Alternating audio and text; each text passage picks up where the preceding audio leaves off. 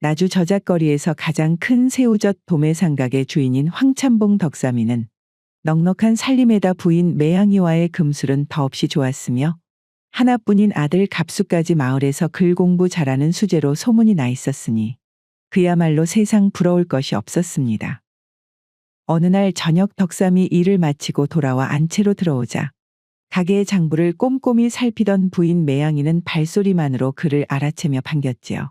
아이고, 우리 참봉 나으리 오셨던가요? 허허, 마누라, 참봉은 무슨? 어차피 다 돈으로 산 자리인데 당신까지 나쁘끄럽게. 그나저나 부인 우리 아들 갑수 말이요. 내후년 가을에는 진짜 한양으로 과거 시험을 보러 간다는 것이 이것이 참말로 꿈만 같구만 그려. 아, 또 갑수방에 다녀오셨던가요? 아이고, 그 녀석 공부하는데 방해하지 좀 말지 그래요? 가뜩이나 책 보는 것이 힘들 텐데. 아버지가 자꾸 들락날락하면 어디 마음 편히 공부가 되겠습니까? 나도 그러고 싶은데 말이요. 갑수가 그 호롱불 앞에서 열중해서 책을 읽고 있는 것을 보고 있노라면 그래도 우리가 여태까지 참 잘 내내왔구나 하는 생각에 코끝이 찡해진단 말이지. 그 말을 들은 매양이의 장부를 덮으며 과거를 추억하듯 말을 이었지요. 하긴 그렇구만요. 우리가 처음 만났을 때를 생각하면 이렇게 잘 살게 될 줄은 정말 꿈에도 생각 못 했었는데 그때는 정말이지 참 하루하루가 버겁고 힘들었잖아요. 그러게나 말이요. 그게 벌써 25년 전이었나. 정말 시간이 빠르게도 흘러버렸구만. 시간은 지금으로부터 25년 전으로 돌아가 덕삼이는 전라남도 끝자락에 위치한 마을들의 가게를 돌며 새우젓을 파는 23살의 청년이었지요. 부모 형제 하나 없이 천혜고아로 자란 그는 지게를 질 수 있을 나이 때부터 쭉 새우젓을 팔았는데 어려서부터 가난한 삶의 진력이 났었던 건지 남들이 혀를 내두를 정도로 성실한 청년이었습니다. 아이고, 비가 이렇게 오니 다른 사람들은 다 쉬는데 저 청년은 오늘도 왔구만 그래. 무슨 사연이 있는지 하루도 쉬는 법이 없고 또 얼마나 구두쇠인지. 내 밥 한번 자기 돈으로 제대로 사 먹는 것을 못 봤구만. 그런 덕삼이가 나주 쪽을 갈 때면 늘 들르는 주막이 하나 있었으니 그곳은 바로 매양이와 그녀의 언니인 선옥이 함께 운영하는 주막이었지요. 과부였던 언니 선옥은 수다스럽고 손이 빨라 늘 바쁘게 움직였고 언니와 제법 나이 차이가 많이 나는 동생 매양이는 화려하진 않았지만 단정한 외모의 음식 솜씨가 좋아 나주 쪽을 들르는 장꾼들 사이에서는 제법 유명했습니다. 덕삼씨 오셨구만요. 오늘은 좀 많이 파셨던가요? 올해는 사람들이 일찌감치 김장을 끝내서 그런지 생각보다 영 좋지가 않구만요. 그래서 그런데 매양씨, 오늘도 괜찮으면 그 아궁이 옆자리에서 신세 좀 지었습니다. 웜에 또 거기에서 주무실라고 그럽니까요? 어차피 오늘은 거 주막에 손님도 얼마 없는디. 내 선옥이 언니한테도 잘 말해 놓을 테니까 방에서 좀 주무셔도 되는데 말이어요. 안 그래도 그 몸 쓰시는 양반이 부엌에서 자면 몸버리구만이요. 매양의 호의에도 덕삼이는 미안한 듯 고개를 내저었지요. 제가 무슨 염치로 그럽니까요? 방값도 안 드리고 방을 쓰면 내 마음이 불편해서 영 잠도 안 올 겁니다요. 저는 부엌이 마음도 편해서 좋구만요. 그 말을 부엌에서 듣고 있던 언니 선옥이 마당으로 들어오며 덕삼이에게 말을 건넸습니다. 아이고 덕삼이 총각. 세상에 그렇게까지 돈을 아껴서 뭘 하려고 그러는 것인가. 하여튼 그 짠돌이 정신 하나는 알아줘야 쓰겄네. 선옥이의 타박에도 덕삼이는 그저 수줍게 웃으며 아무 대꾸도 하지 않고 부엌으로 자리를 옮겼지요. 이처럼 워낙에 구두쇠였던 덕삼이는 장사가 잘 되지 않는 날이면 방값이 아까워 주막의 부엌 아궁이 옆에서 거적대기를 덮고 잤고 그 다음 날이면 숙박비로 장작을 패주고는 식은 밥을 얻어먹으며 끼니를 때우기도 하였습니다. 그리고 또 어느 날은 덕삼이 나주 장터로 가기 위해 어김없이 매양이의 주막에서 하룻밤 신세를 지기 위해 들렀는데 그날따라 주막 안은 평소보다 소란스러웠지요. 바로 평소 매양이를 마음에 두고 있던 보부상 진수가 술에 취해 매양이에게 추근덕거리고 있었기 때문이었습니다. 그 작은 주모. 확시, 나랑도 한잔 하자니까 참말로. 내가 오늘 주막에서 술을 이만큼이나 팔아줬는데 나를 계속해서 혼자 마시게 할 셈이요? 하하이고 진수씨. 저는 술을 마실 줄 모르구만이요. 허허? 이 여자가 뭐가 어쩌고 어째? 확시, 야 이거사 여기가 어디요? 주막 아니여 주막? 술을 파는 주막이면 술을 마셔주는 손님이 바로 원님이자 임금이라 이 말이오. 안 되겠구만. 오늘 말이오. 내가 어떤 사람인지 내 똑똑히 보여줘야 쓰겠구만. 진수성님, 이제 그만하시죠. 그 순간 덕삼이의 낮은 목소리가 진수의 등 뒤에서 들려왔고 진수는 뒤를 돌아 덕삼이를 확인하고는 그를 비웃었습니다. 뭐시오? 이놈의 반값도 못 내는 거렁뱅이 새우젓 장수가 못이 어쩌고 어째? 야, 니놈 때문에 사람들이 우리 장군들이라면 아주 다 걸뱅이로 무시를 한다 이 말이오. 진수가 말을 마치고 다시 매향이에게 손을 뻗으려고 한순간 덕삼이 재빠르게 진수의 팔을 낚아채더니 그대로 땅바닥에 눕혀버렸습니다. 아이고야 사람 죽네. 바닥에 넘어진 진수는 순식간에 술기운이 달아나 버렸고 잠시 동안 덕삼이의 눈치를 보다 어설프게 몸을 일으키며 중얼거렸습니다. 다음에 보면 내 가만히 안 넘어갈 것이구만. 너 덕삼이놈 내가 다 기억해 뒀어 확시. 진수는 그 말과 함께 재빨리 꽁무니를 빼고 도망치듯 주막 밖으로 나가버렸고 매향이는 너무나 순식간에 벌어진 일에 깜짝 놀란 얼굴로 멍하니 서 있다가 천천히 정신을 차리고 덕삼이에게 다가왔지요. 덕삼씨, 정말 고맙구만이요. 오늘 덕삼씨가 없었으면 참말로 제가 큰일 날 뻔했구만이요. 하이고 고맙기는요. 그럼 내 매양씨가 당하고 있는 것을 보고만 있겠습니까? 그나저나 매양씨 미안하지만 오늘도 아궁이 옆자리 좀 빌리겠습니다. 덕삼이는 부끄러운 듯 고개를 숙이고는 얼른 부엌으로 들어가 버렸고 매향이는 그런 덕삼이의 뒷모습을 말없이 바라보다가 이내 고개를 끄덕이며 작은 목소리로 말했지요. 오늘은 정말로 방에서 좀 주무셨으면 좋겠는데. 그날 밤 선옥이 장에서 돌아오자 매향이는 기다렸다는 듯이 선옥이에게 오늘 일어난 일을 이야기했습니다. 그러자 선옥이는 혀를 차며 말했지요. 아이고, 참말로 매양이 네 큰일 날 뻔했구만. 잠깐이라도 내 방심을 하면 이런 일이 터지니 맘 놓고 주막을 못 비우겠단 말이지. 그런데 언니거 덕삼씨 말이요. 내가 오늘 아주 다시 봤구만. 평소에는 참 조용하고 말도 없어서 있는지 없는지도 몰랐는디 오늘은 그냥 눈빛부터 달라 보이더라고. 매향이 덕삼이에 대한 이야기를 늘어놓자 선옥은 크게 끄덕이며 말을 받았습니다. 매양아, 너도 알다시피 내가 벌써 강산이 한번 변할 정도로 이 주막을 운영하면서 말이요. 장군이라고 하면 아주 별하별 사람들을 다 봤는디. 저 덕삼이라는 총각은 아주 진국이구만 진국. 저 친구가 무슨 사연이 있길래 저라고 악착같이 돈을 모으는지는 모르겠지만서도 워낙에 사람이 성실하지 않냐잉. 다른 장군들 마냥 술을 마신다거나 노름 한번 손 뗀 적 없고 말이요. 그려 나도 언니 말에 동의를 하는구만. 그런디 매양아, 네 우째 아까부터 그러고 볼이 빨개버리냐잉? 너 설마 저 덕삼이한테 마음이 있는 것 아니냐? 그 말에 매향이의 얼굴은 더욱 붉어져 고개를 돌리며 손사래를 쳤습니다. 하이고 언니는 무슨 소리를 하는 것이요. 늦었으니까 얼른 잠자리에나 드시구려. 가시나야 거 부끄러워하기는. 내 다른 장군이라면야 치를 떨지만서도 덕삼이라면 참말로 보기 드문 사람이니. 네가 진짜 마음이 있으면 나는 대찬성이구만. 그러니까 다른 사람이 채가기 전에 잘 한번 생각해봐라잉. 매향이는 선옥이의 말에 그저 미소로 화답하고 잠자리에 누웠지만 그날따라 눈만 감으면 자꾸만 덕삼이 얼굴이 떠올랐기에 도통 잠을 이룰 수 없었습니다. 하이고 진짜로 가슴이 이렇게 뛰는 것이. 내가 왜 이러는지 모르겠구만.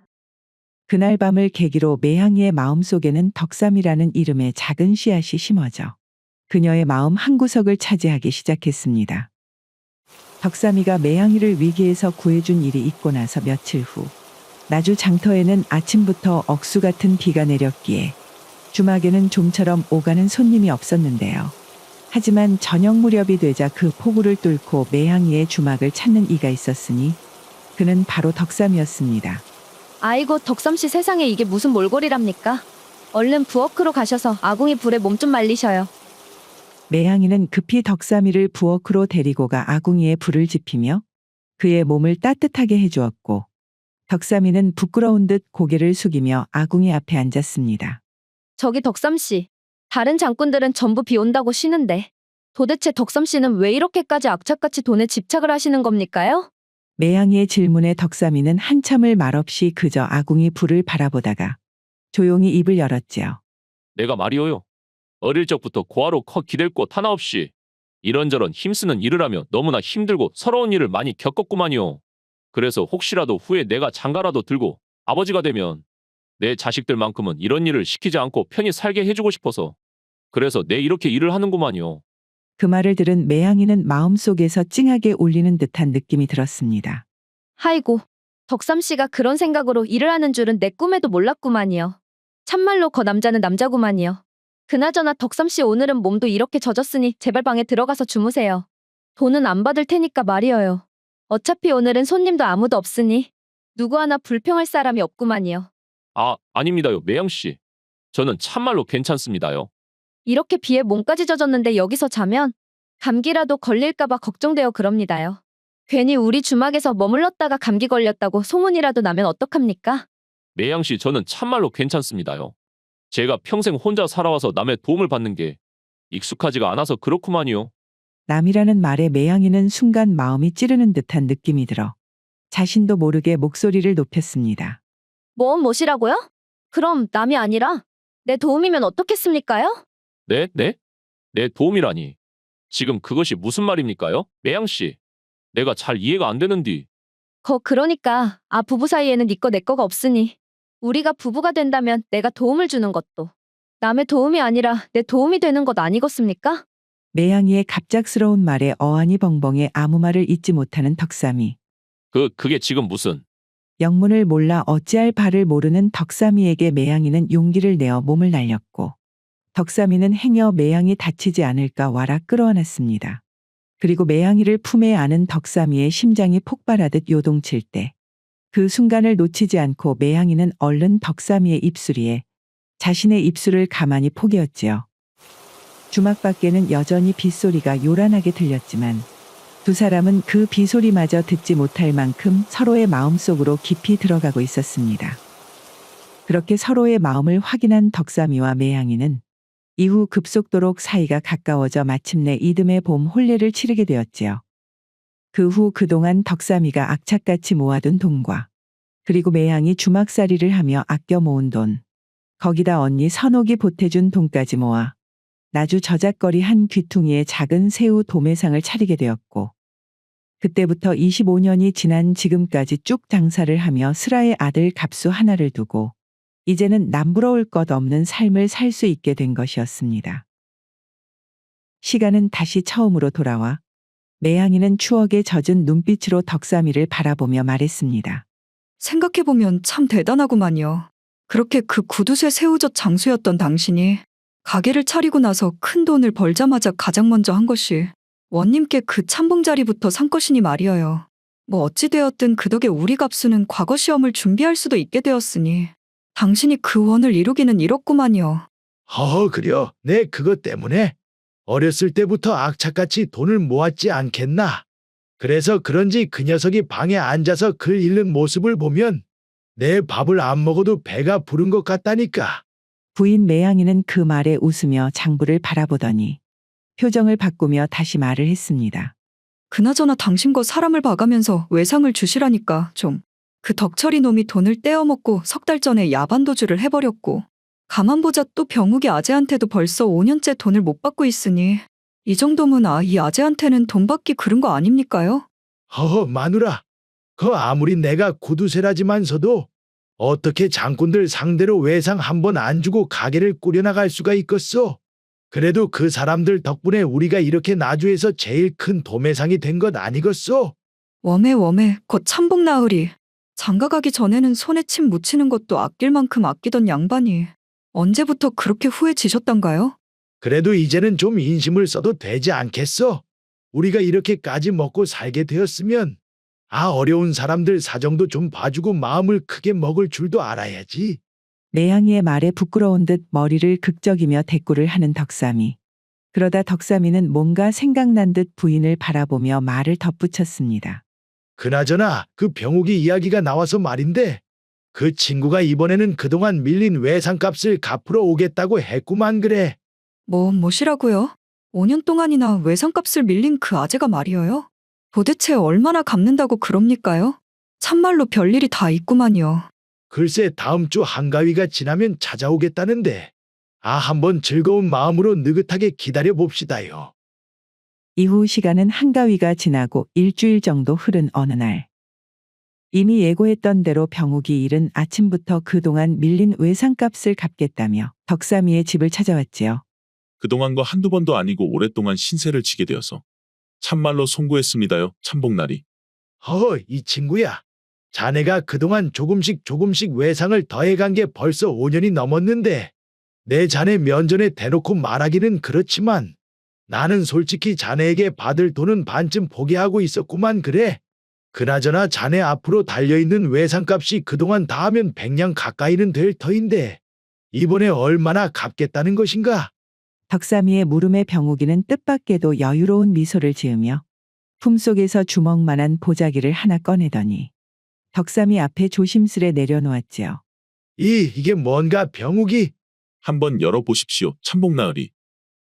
덕삼이 호기심 어린 눈으로 천천히 보자기를 펼쳐보니 그 속에는 누르스름한 돌멩이 하나가 들어있었지요. 그리고 덕삼이 그 돌멩이를 찬찬히 살펴보더니 워메, 이것은 설마 금이 아닌가?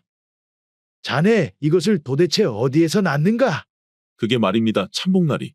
고향집 근처에 있는 우리 선산에서 금이 나온다길래 제가 이번 한가위에 직접 가서 발견한 놈이구만요. 거기에서 땅을 조금만 파니 이런 금동이들이 흔하게 나오더라 이 말입니다. 그래서 제가 이걸로 그동안 묵혔던 참복나리 외상값도 갚을 겸해 이렇게 가지고 온 것입니다요. 멋이라? 자네가 가지고 있는 선산에서 말인가? 애기 이 친구야. 어디 그런 말로 나를 속이려 드는가? 하이고 참복나리.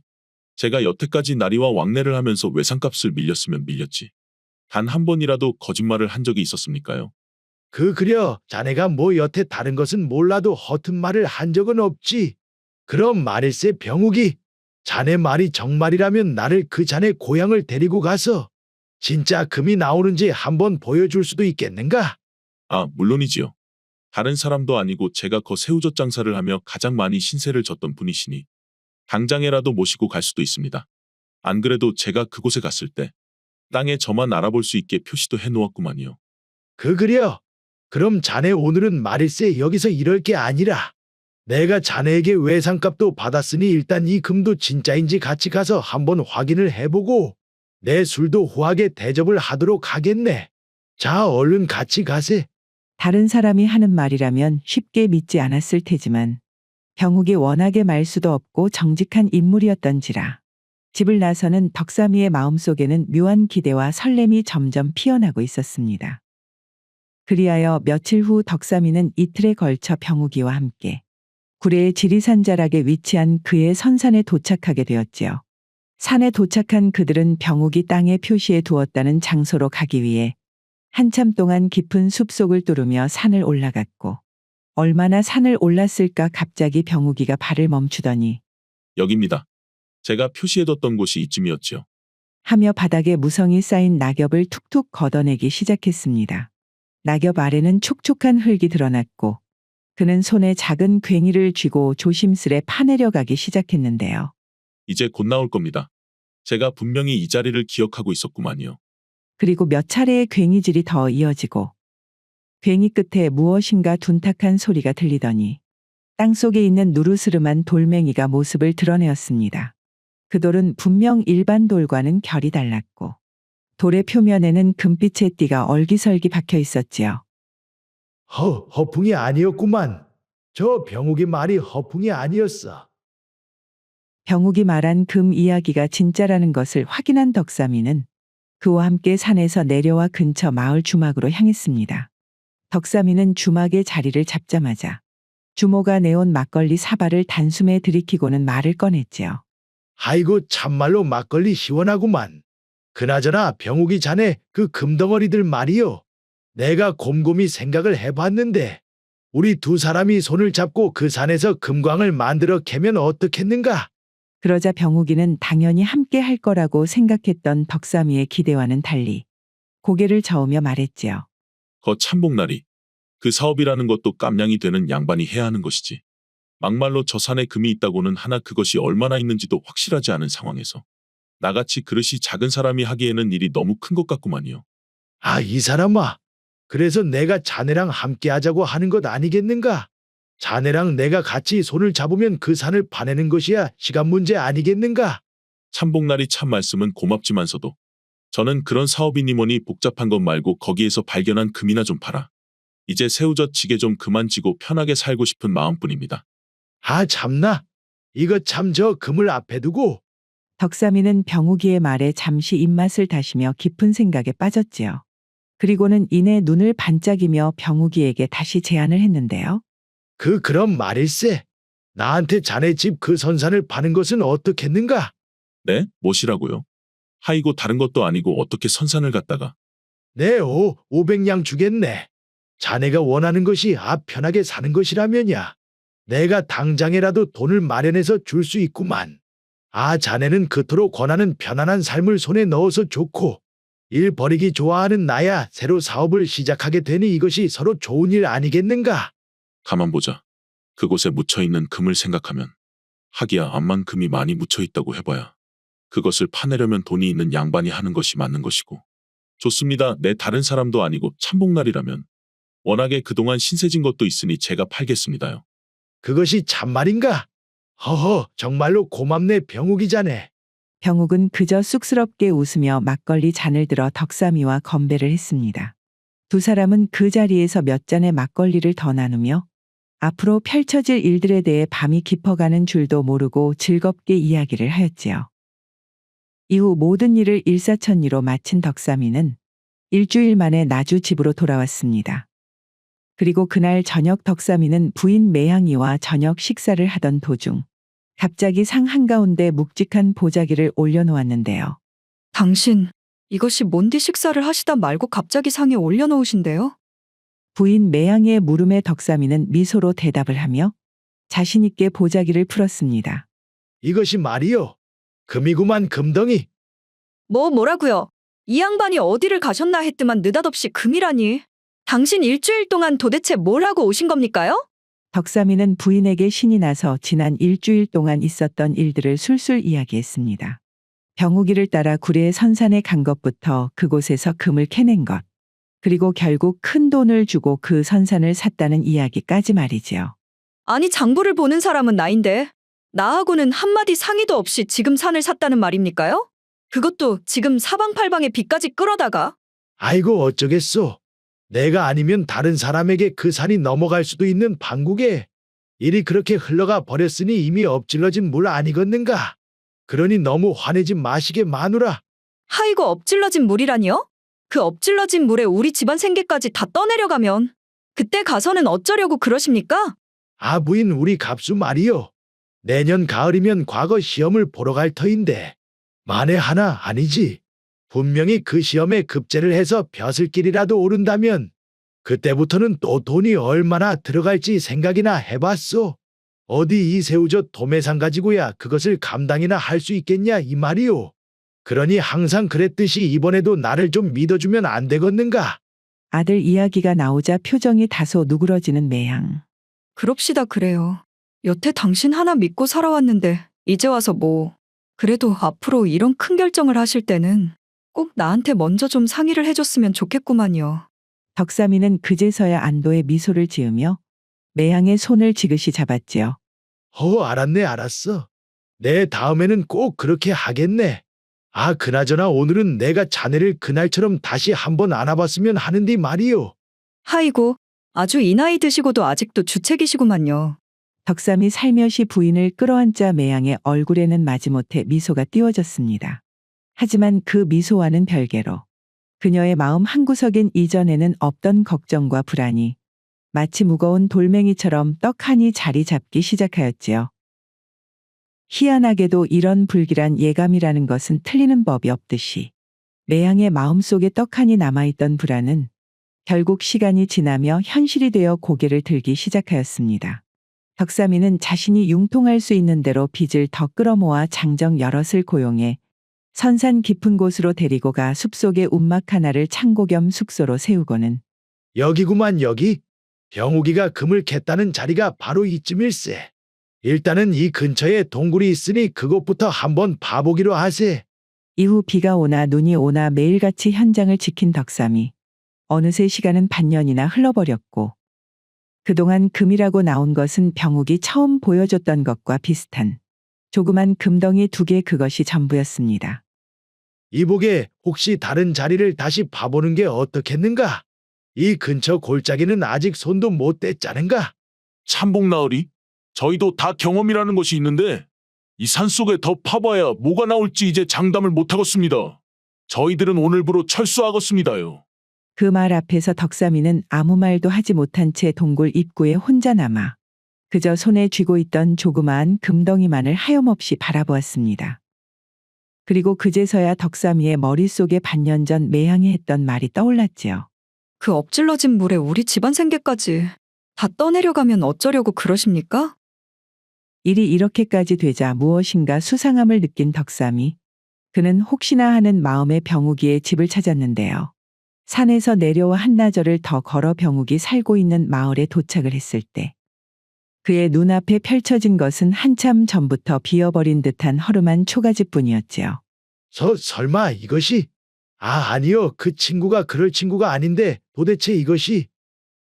그제서야 자신이 당했다는 것을 확신하게 된 덕삼이는 주변 사람들에게 병욱이의 행방에 대해 물어보기 시작하였고 마침 그곳을 지나가던 한마을 노인이 덕삼이를 물끄러미 보며 다가왔지요. 거기 혹시 자네도 거 병욱이를 찾으러 왔수? 예, 어르신. 분명히 여기가 제가 알기로는 병욱이 살고 있는 마을인데 어르신께서는 병욱이가 어디로 간지 알고 계십니까? 헉, 병욱이라면 이미 반년 전에 살림살이를 죄다 챙겨서 야반도주를 해버려. 이 마을에서도 어디로 간지 알고 있는 사람이 아무도 없구만. 뭐시라고요? 웜의 어르신, 그것이 참말입니까? 안 그래도 며칠 전에도 어떤 양반이 금인지 뭐인지에 투자했다고 병욱이를 찾기 위해 왔었는데 자네도 거기에 속았나 보구만. 아이고, 이것이 벌써 몇 명째인지. 그렇게 건실하던 사람이 어찌 그런 큰일을 벌였을꼬. 노인의 말을 들은 덕삼이는 무릎이 꺾이듯 그 자리에 주저앉고 말았습니다. 이것이 도대체 무슨 일이란 말이냐? 다른 사람도 아니고 병욱이 그 친구가 어찌 나에게?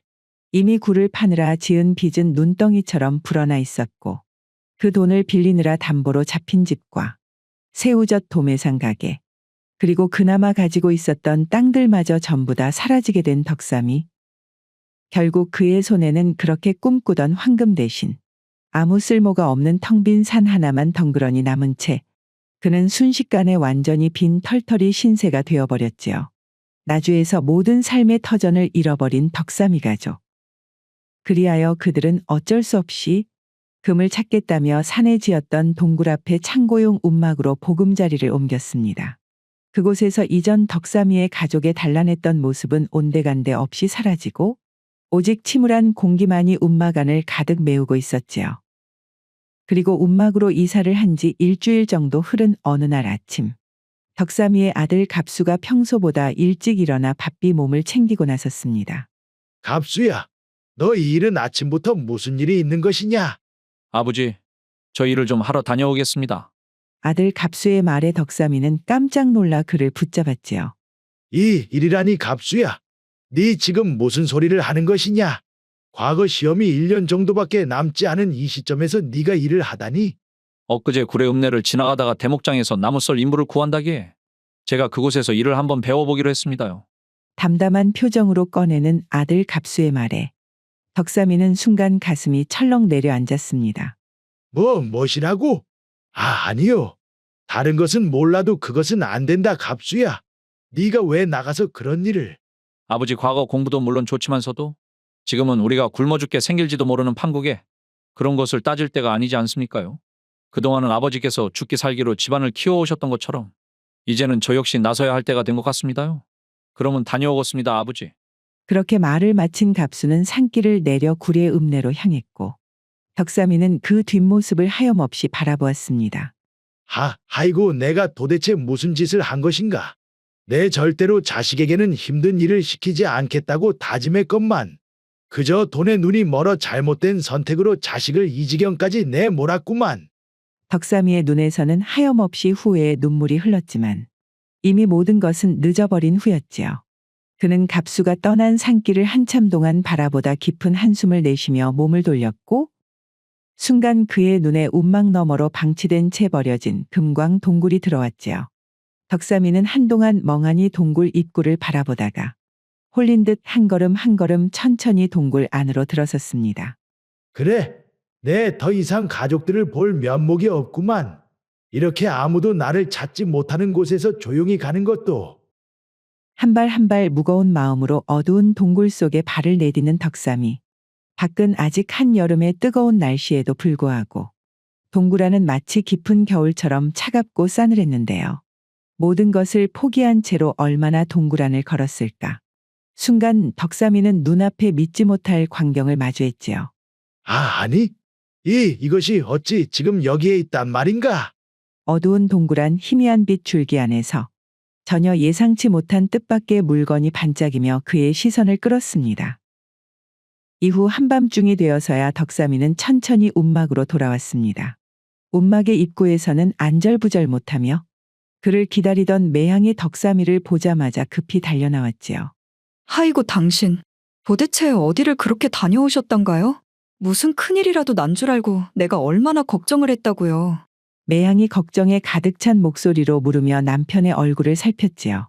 하지만 그런 매향이의 앞에 선 덕삼이의 얼굴은 아침에 모든 것을 포기한 채 움막을 나설 때와는 완전히 달라져 있었습니다. 그의 눈빛은 무언가 희망을 발견한 듯이 밝게 빛을 발하고 있었지요. 그때 때마침 갑수가 일을 마치고 움막으로 돌아오자. 갑수야, 너가 평생 거 힘쓰는 일은 해보지도 않았을 텐데 일은 좀 할만하더냐? 아이고 아버지. 말씀대로 제가 일에 익숙하지 않아서 그런지 아주 온몸이 비명을 지르고 있습니다요. 그래도 오늘 하루 일을 해보니 아버지가 얼마나 대단한 분이셨는지 새삼 다시 깨닫게 되었습니다요. 허허, 그래 갑수야, 네가 그리 말해주니 참말로 고맙구나. 그나저나 말이다.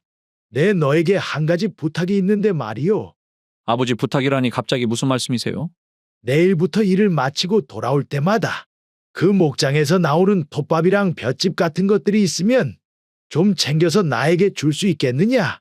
아버지의 갑작스러운 부탁에 갑수는 의아한 표정을 지으며 고개를 갸웃했지요. 네? 톱밥이랑 볏짚이요? 어차피 쓰고 버리는 것들을 가져다 드리는 것이야 문제 없을 것 같은데 갑자기 왜 그런 것들을 챙기시는 겁니까 아버지? 허허, 내 다 쓸 곳이 있어서 그러니 지금 당장은 묻지 말고 부탁 좀 하자꾸나. 나중에 때가 되면 다 알게 될 것이야. 알겠습니다요 아버지. 내일부터 제가 한번 챙겨와 보도록 하겠습니다. 덕삼이는 그런 아들의 모습을 보며 흐뭇하게 고개를 끄덕인 뒤 이윽고 부인을 보며 따뜻한 목소리로 말을 이었습니다. 그리고 부인, 지금은 내가 생각하는 것이 잘 될지 안 될지 모르겠지만서도 나만 믿고 오늘부터 딱 1년만 한번 참고 견뎌봅시다. 내년 여름이 되면 뭔가 좋은 소식이 있을지도 모르니. 아이고, 이 양반이 또 무슨 일을 꾸미시려고. 알았구만요. 이제는 뭐 여기서 돈을 빌려서 일을 벌일 수 있는 것도 아니고 그렇다고 더 떨어질 곳이 있는 것도 아니고 내 여태 당신 하나 믿고 살아왔는디 한 번 더 믿어본다고 어디 믿지는 일이라도 있겠습니까? 덕삼이는 그렇게 말해주는 부인의 손을 꼭 잡으며 고마움과 미안함이 섞인 눈빛을 보냈습니다. 그날 밤 덕삼이 가족은 오랜만에 다시 한번 서로의 마음을 다잡으며 따뜻한 시간을 보냈지요. 이후 가을이 깊어지고 찬바람이 불기 시작하자 산속 움막에서의 생활은 더욱 팍팍해졌고 덕삼이는 어떻게든 다가오는 겨울을 이겨내기 위해 나주로 가서 그동안 거래를 했었던 장꾼들을 찾아가 도움을 청하였습니다. 아이고 참복나리. 참말로 이것이 무슨 일입니까요? 아내가 참말로 이런 일로 자네 앞에 서게 될 줄을 몰랐구만. 그래서 그런데 혹시 말이요. 조금이라도 좋으니 돈을 좀 빌릴 수 있겠는가? 예전에 참복나리가 아니었으면 제가 그렇게 장군으로 성공하고 지금 가게를 갖게 되는 것은 꿈도 못 꾸었을 것이구만요. 저도 여유가 없어 많이 드릴 수는 없지만서도 일단 이거라도 빌려드리겠습니다. 덕삼이 나주에 돈을 빌리러 다니자 이전 그에게 신세를 졌던 장꾼들은 한 푼 두 푼 돈을 빌려주거나 심지어는 간단한 일이 있으면 일부러 일을 만들어 주기도 하였습니다. 한편 매향이 역시 가만히 있지 않고 아랫마을에서 품삯 바느질을 하여 어떻게든 살림의 보탬이 되기 위해 애를 썼으며 여전히 주막을 운영하고 있던 언니 선옥은 간간히 매향의 집으로 와 식량을 챙겨주었기에 덕삼이 가족들은 산소군막에서의 힘들지만 춥디 추운 겨울을 하나된 힘으로 무사히 보낼 수가 있었지요. 유난히 춥고 기나긴 겨울이 가고 어느덧 다시 봄이 돌아왔습니다. 긴 기다림 끝에 찾아온 봄은 예년과 다르게 갑자기 더워지기 시작하더니 금세 여름처럼 푹푹 찌는 때 이른 더위가 찾아왔지요. 덕삼이는 드디어 자신이 오랫동안 기다려온 순간이 왔다고 생각을 하고 아들과 부인을 함께 불러 동굴로 향하였지요. 아이고 나는 이놈의 동굴꽃 진짜 꼴도 보기 싫어서. 내 여기로 온 이후로도 이 동굴만은 쳐다도 본 적이 없었는데 도대체 왜 자꾸 여기를 가보자고 한대요. 아, 글쎄 내 당신한테 꼭 보여줄 것이 있어서 그렇다니까. 그런데 당신, 이 동굴은 어째서 이렇게 추운 거랍니까? 밖은 벌써 한여름처럼 푹푹 찌는데 여기는 꼭 무슨 겨울 같구만요. 인상을 찌푸리며 투덜대는 부인의 투정에도 덕삼이는 그저 빙긋 웃으며 손짓으로 안내를 하였고 세 사람은 어두운 동굴 안을 한참이나 걸어 들어갔습니다. 그렇게 한참을 들어가자 그들의 눈앞에는 믿기지 않은 광경이 펼쳐졌는데 바로 벽돌처럼 네모 반듯하게 잘린 얼음 덩어리들이 동굴 안에 한가득 쌓여 있는 것이었지요. 이게 다 얼음 아니요? 아니 이것이 지금까지 어떻게 남아있으며 또 언제 이 많은 얼음을 여기에 보관하셨답니까요? 매양이는 너무나 놀라 두 손으로 입을 막으며 외쳤고 덕삼이는 흐뭇한 미소를 지으며 말을 이어갔지요. 아, 지난 여름에 내가 울적한 기분에 이 동굴에 들어갔다가 한여름인데도 얼음이 얼어있는 것을 발견하고는 이를 꾸미게 되었구만.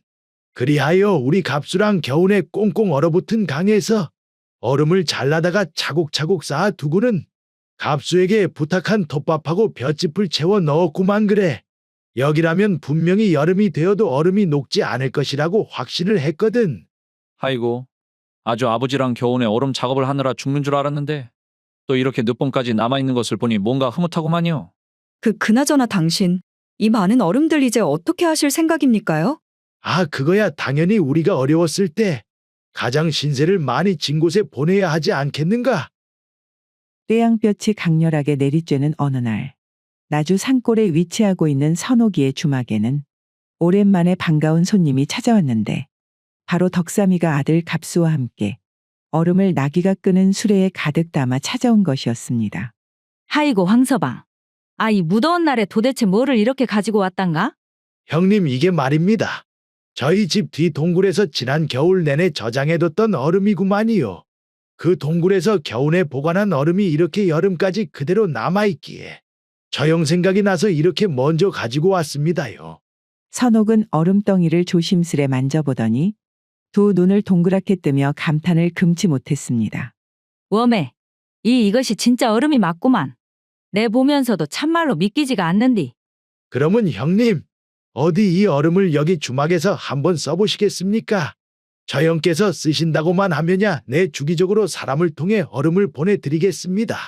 하이고 말이 필요 있겠는가? 이 무더위에 얼음이라니. 가만 보자. 내 이 얼음을 막걸리에 띄워서 손님들에게 내주면 아주 다들 자지러지겠는디? 그날 이후 나주를 거쳐가는 장꾼들 사이에서 이상한 소문 하나가 돌기 시작하였습니다. 자네 그 소문 들었는가? 아, 선옥이네 할매 주막에 가면 거 막걸리에 얼음을 띄워준다고 안 그러는가? 자네 아무리 그 더위가 빨리 찾아와도 그렇지 벌써 더위 먹었는가? 이 더운 날 그 주막에서 어찌 얼음을 준비할 수 있다고 그러는가? 그 허풍도 정도고 쳐야 사람이 믿는 것이지. 그리하여 소문의 진상을 확인하기 위해 선옥이의 주막 마당에는 사람들이 발 디딜 틈 없이 밀려들기 시작하였고 심지어는 이웃 마을의 원님까지 평복 차림으로 몰래 찾아와 얼음 막걸리를 들이키고는 감탄을 연발하였지요. 이후 선옥이의 주막에서 얼음을 띄운 막걸리가 큰 인기를 끌게 되고 덩달아 얼음의 출처가 바로 덕삼이의 동굴이라는 이야기가 돌기 시작하자 사람들은 하나둘씩 덕삼이네 산골 움막을 직접 찾아오기 시작하였습니다. 주인 어르신, 내일이 우리 집 잔칫날인데 말이에요. 이 얼음으로 시원한 냉국을 내서 손님들을 깜짝 놀라게 해주고 싶구만이요. 참복날이 저는 이 여인보다 갑절로 값을 쳐드릴 테니 꼭 좀 저에게 얼음을 팔아주십시오. 그렇게 이제는 덕삼이 사람들을 찾지 않아도 잔치집이며 고급 요리집 심지어 관아에서까지 줄을 지어 덕삼이에게 얼음을 사가게 되니 덕삼이 얼음을 팔기 시작한 지 3년 만에 움막에서 산길 입구에 기와집을 지어 이사를 갈 수 있었지요. 덕삼이는 금덩이 하나를 바라보며 잃었던 모든 것을 얼음덩이 하나로 되찾으며 마침내 다시 일어설 수 있게 되었습니다.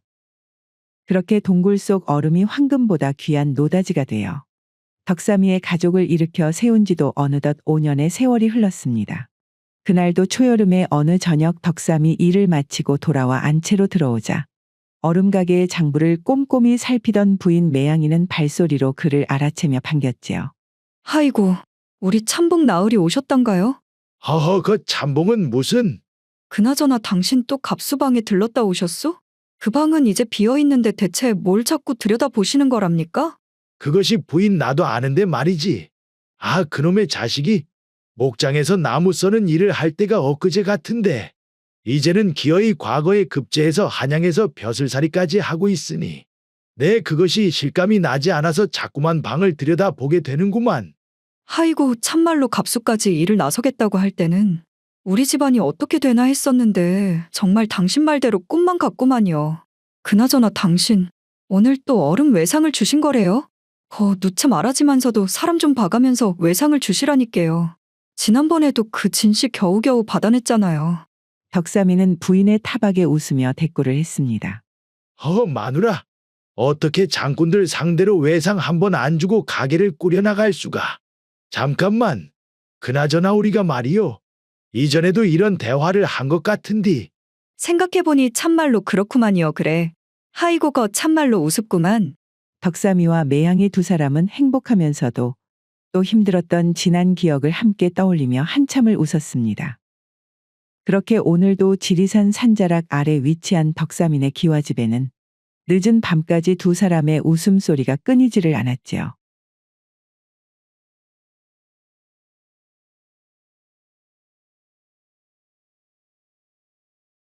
오늘의 고전여행 이야기는 이것으로 마치겠습니다. 오늘도 부족하지만 긴 영상 봐주신 여러분들께 감사드리며 항상 가정의 평안이 깃들기를 바라겠습니다. 그럼 저는 다음 영상으로 다시 찾아뵙겠습니다. 감사합니다.